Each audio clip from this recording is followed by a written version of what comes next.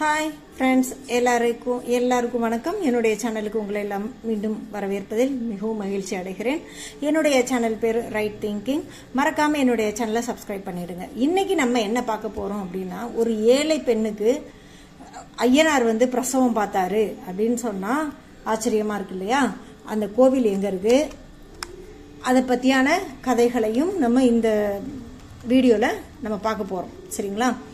இது எங்கே இருக்குது அப்படின்னு பார்த்தா, திருநெல்வேலி மாவட்டம் மேற்கு தொடர்ச்சி மலை இருக்கு இல்லையா, அந்த இடத்துல ராமநதின்னு ஒரு அணை இருக்குது. அந்த அணைக்கு மேற்கு மலையில் அந்த ஒரு ஆற்றங்கரையில் அமைஞ்சிருக்கு. அந்த ஆற்றங்கரைக்கு மேலே தான் தலைமலை ஐயனார் அப்படின்ற ஒரு கோவில் இருக்குது. அந்த கோவிலோட சிறப்பு என்ன அப்படின்னு பார்த்தா, அந்த அந்த அடிவாரத்தில் வாழ்கிற மக்கள்கள் எல்லாமே, அந்த திருநெல்வேலி சுற்றி இருக்கிற மக்களும் ஐயனார் கோவில் அப்படின்னு சொல்லி ரொம்ப பிரசித்தி பெற்ற ஒரு கோவிலாக இருக்குது. தலைமலை ஐயனார் அப்படின்றதையும் சிறப்பாக சொல்லுவாங்க. இன்னைக்கு நம்ம அந்த கோவிலோட வாழ்க்கை வரலாறு தான் நம்ம பார்க்க போகிறோம். ஏன் அப்படின்றத தெரிஞ்சுக்கலாம். சரிங்களா? இந்தியாவில் பல மலைகள் இருந்தாலும் சிவனுக்கும் பார்வதிக்கும் திருமணம் நடக்குது இல்லையா? அந்த திருமணத்துக்கு எல்லா முனிவர்களுமே வந்துடுறாங்க. முனிவர்கள், ஞானிகள் எல்லாருமே வந்ததுனால இமயமலை பயங்கர வெயிட்டா ஒரு பக்கம் சாயிற மாதிரி ஆயிடுது. வடக்கே தாழ்ந்தும் தெற்கே உயர்ந்தும் நிக்குது. இதை பார்த்த உடனே சிவன் என்ன பண்றாரு, அகத்தியரை கூப்பிட்டு, நீ பொதிகை மலைக்கு போயிட்டு இதை சமன் செஞ்சிரு, இந்த மலை ரொம்ப கீழே இறங்குது அப்படின்னு சொல்றாரு. அந்த மாதிரி அகத்தியர் பொதிகை மலைக்கு வந்த இடத்துல தான் அங்க தலைமலை ஐயனாரையும் ஆதி சங்கரிங்கிற அம்பாளையும் பிரம்ம சக்தியாகவும் பிரதிஷ்டை செஞ்சு அங்க வழிபட்டு வந்துட்டு இருக்காரு. அவர் கூட சேர்ந்து தேரையர் சித்தர், கோரக்க சித்தர், மச்சமுனி, கலைக்கோட்டு மாமுனி எல்லாருமே அங்கே தங்கி வழிபாடு செஞ்சுட்டு வராங்க. ஓகேங்களா?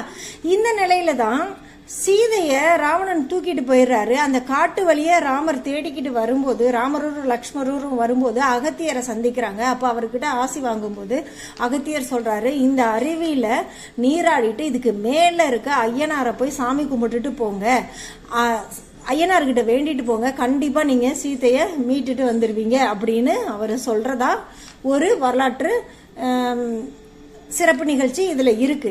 அதே மாதிரி அவங்க அதுல போய் குளிச்சுட்டு ராவணனோட போய் சண்டை போட்டதுனால சீத்தைய மீட்டுட்டு வந்தாங்க அப்படிங்கிறதும் ஒரு வரலாறு.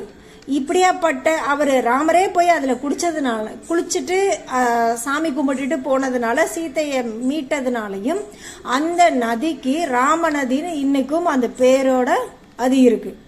இப்பவும் அந்த கோவில்ல வரலாறு கேட்டீங்கன்னா அவங்க சொல்லுவாங்க, இந்த மாதிரி சாமி கும்பிட்டாங்க அப்படின்னு. இவ்வளவு சிறப்பு பெற்ற இந்த கோவிலோட ஐயனார் ஒரு சாதாரண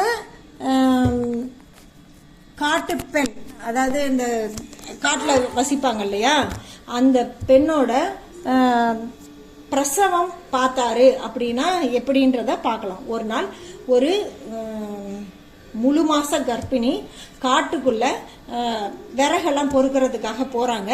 அப்படி அவங்க அங்க போகும்போது அவங்களுக்கு என்ன ஆயிடுதுன்னா, அந்த பிரசவ வலி வர மாதிரி இருக்கு. ஆனாலும் அவங்க கொஞ்சம் சுள்ளியெல்லாம் எடுத்துட்டு போயிடலாம், விறகெல்லாம் எடுத்துட்டு போயிடலாம் வீட்டுக்கு போகும்போது அப்படின்ட்டு பாக்குறாங்க. அப்போ சரியான மழையும் வந்துடுது.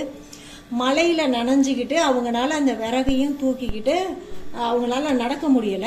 அப்படி இருக்கும்போது அவங்க எங்க ஒதுங்கலாம் அப்படின்னு அந்த காட்டுக்குள்ள பார்க்கும்போது அங்க ஐயனார் கோவில் தெரிஞ்சுது. அந்த ஐயனார் கோவிலை பார்த்த உடனே அவங்க என்ன பண்றாங்கன்னா, இந்த ஐயனார் கோவிலுக்குள்ள போய் நம்ம கொஞ்ச நேரம் ஒதுங்கி இருக்கலாம், மழை விட்டதுக்கு அப்புறம் நம்ம கிளம்பிடலான்ட்டு அந்த கோவிலுக்குள்ள போறாங்க. போகும்போது அவங்களுக்கு பிரசவ வலி அதிகமாயிடுது. உடனே அவங்க பிரசவ டைமும் வந்துடுது. அப்போ அவங்க கத்துறாங்க, பிரசவ வலி வேதனையோட கத்துறாங்க. அப்ப ஐயனார் அவர் என்ன நினைக்கிறாருன்னா, என்னதான் இருந்தாலும் ஒரு பொண்ணுக்கு பிரசவம்னு இருக்கும்போது அந்த இடத்துல ஆண்கள் இருக்கக்கூடாது இல்லையா, அதனால நான் இங்க இருப்பது முறை அல்ல அப்படின்னு சொல்லிட்டு ஐயனார் என்ன பண்றாரு, அந்த கோவில்ல இருந்து வெளியிலே வந்துட்டார். வெளியிலே வந்துட்டாங்க. இவர் வெளியில நிக்கிறதுக்கும் இந்த பொண்ணுக்கு பிரசவம் நடந்துருது. பிரசவமும் முடிஞ்சிருது. நல்லபடியா அவங்களுக்கு ஒரு ஆண் குழந்தையும் அவங்க பெத்து எடுக்கிறாங்க. ஆம்பளை பிள்ளையும் பிறக்குது. அப்படி ஆம்பளை பிள்ளை பிறந்ததுக்கு அப்புறம் பார்த்தீங்கன்னா இந்த குழந்தைய நல்ல விதமாக சுற்றி கடவுளை வேண்டிக்கிறாங்க. நல்ல வேலை, நான் என்னவோ ஆயிடும்னு நினச்சேன், ஆனால் எனக்கு எந்த குறையும் இல்லாமல் ஐயனார் என்னையை காப்பாற்றிட்டாரு அப்படின்னு சொல்லிட்டு இருக்காங்க. ஆனால் அதுக்கு நடுவில் அந்த ரத்தத்தோட வாடைகளையும் அந்த ஸ்மெல்லையும் பார்த்துட்டு, அது மலைப்பகுதி தானே, அங்கே இருக்கிற சிங்கம் என்ன பண்ணுது, அந்த ரத்த ஸ்மெல்லுக்காக அதை சாப்பிட்றதுக்காக அது வேகமாக வருது. வந்த உடனே அந்த ஸ்மெல்லு எந்த இடத்துல இருக்குமோ அதுக்கு மிருகங்கள் கரெக்டாக வந்துடும் இல்லையா, அந்த மாதிரி அது வந்தது உடனே அம்மா வந்து பார்க்குறாங்க.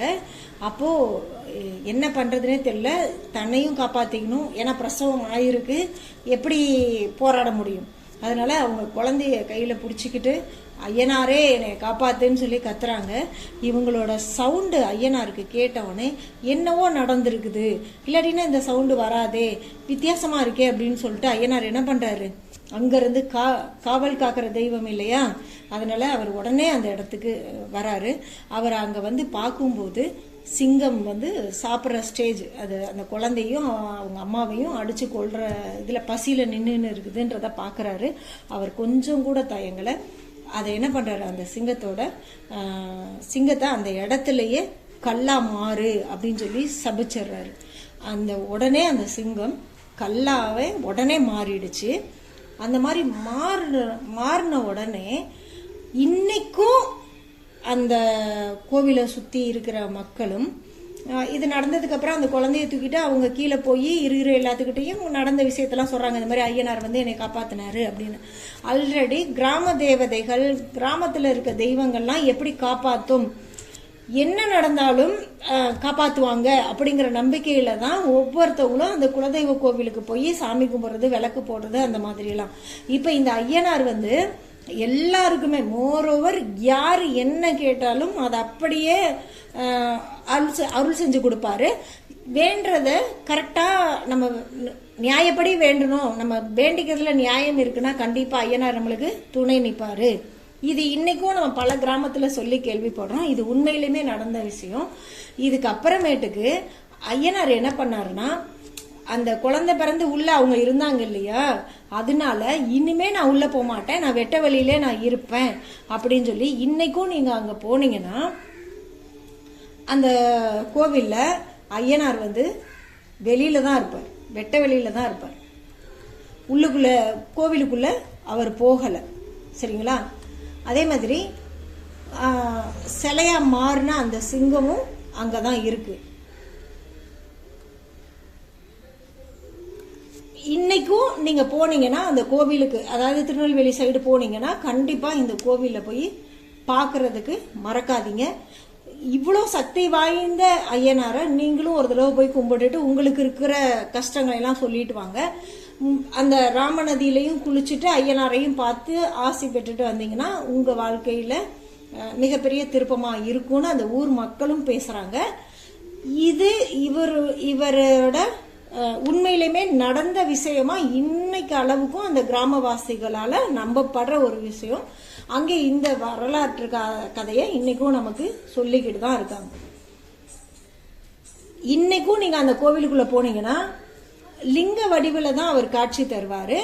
ஐயனாரும் ஆதி சிவசங்கரியுமே வந்து ஆதி சிவசங்கரியும் பிரம்மசக்தியும் வெட்ட வெளியில தான் பூஜை நடக்குது. அவங்களுக்கு கோபுரம் உள்ளெல்லாம் இல்லை.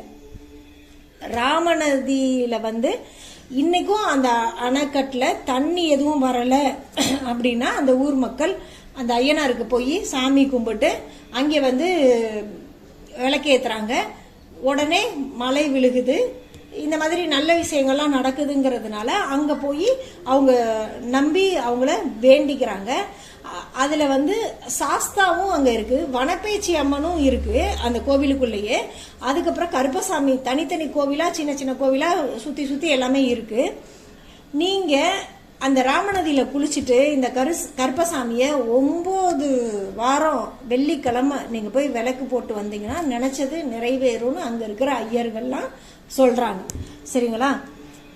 அப்புறம் அங்க போய் அந்த நிறைவேறிடுச்சு, வேண்டுதல்கள்லாம் நிறைவேறிடுச்சு அப்படின்னு நினைச்சீங்கன்னா அதுக்கு அடையாளமாக அங்கே இருக்கிறவங்க என்ன பண்ணுறாங்கன்னா ஐயனாருக்கு மணி வாங்கி சாத்துறாங்க. நீங்கள் இன்னும் அந்த கோவிலுக்கு போனீங்கன்னா எல்லா இடத்துலையும் மணியாக தான் இருக்கும். மண்டபம் முழுசாவே மணியாக தான், நிறைய மணியாக வாங்கி வாங்கி கட்டி வச்சிருப்பாங்க. அந்த தோரணமலைன்றது உள்ள நுழையும் போதே ஒரு முருகர் கோவில், அப்புறம் ஒரு சாஸ்தா கோவில், அப்புறம் விஸ்வநாத சுவாமி கோவில் எல்லாமே அங்கே இருக்குது. நீங்கள் போனீங்கன்னா மறக்காமல் இந்த கோவிலெல்லாம் போய் வழிபட்டுட்டு வாங்க. எப்படி போகணும்னா திருநெல்வேலி மாவட்டம் அம்பாசமுத்திரம் தாலுகா இருக்க கடையத்தில் இருந்து 5 கிலோமீட்டர் 5 கிலோமீட்டரில் தான் இருக்குது ராமநதி அணை. நீங்கள் அங்கே வரையும் காரில் போகலாம். அதுக்கு மேலே ஒரு 1 கிலோமீட்டர் நடந்து தான் போகணும். மேலே மினி பஸ் எல்லாம் இப்போ விட்டுருக்காங்க. நீங்கள் அங்கே போயிட்டு மறக்காமல் ராமநதியில் நீராடிட்டு ஐயனாரை பார்த்துட்டு வாங்க. உங்கள் வாழ்க்கையும் சிறப்பாக இருக்கும். இந்த மாதிரியான கிராம தெய்வங்கள்லாம் நம்மளை எந்த அளவுக்கு பாதுகாத்திருக்காங்க, நம்ம அதுக்கு நம்ம உயிரோட்டமாக இருக்கோமா அப்படிங்கிறது நமக்கு தெரியல. நிறைய பேர் நம்மளுக்கு சொல்லாமல் கூட போயிருக்கலாம் இல்லையா? இனிமே இந்த வரலாற்றை கேட்டதுக்கு அப்புறம் நீங்கள் எல்லாருமே மறக்காமல் அங்கே போய் அந்த ஐயனாருடைய ஆசையை பெற்றுட்டு வாங்க அப்படின்னு சொல்லிக்கிறதுல ரொம்ப சந்தோஷப்படுறேன். நானும் அந்த கோயிலுக்கு போயிட்டு வந்திருக்கிறேன். எனக்கும் நல்லது நடந்திருக்கு. நீங்களும் அதை தெரிஞ்சுக்கிட்டதுனால தான் இன்றைக்கி நான் இதை வீடியோவே சொல்கிறேன்.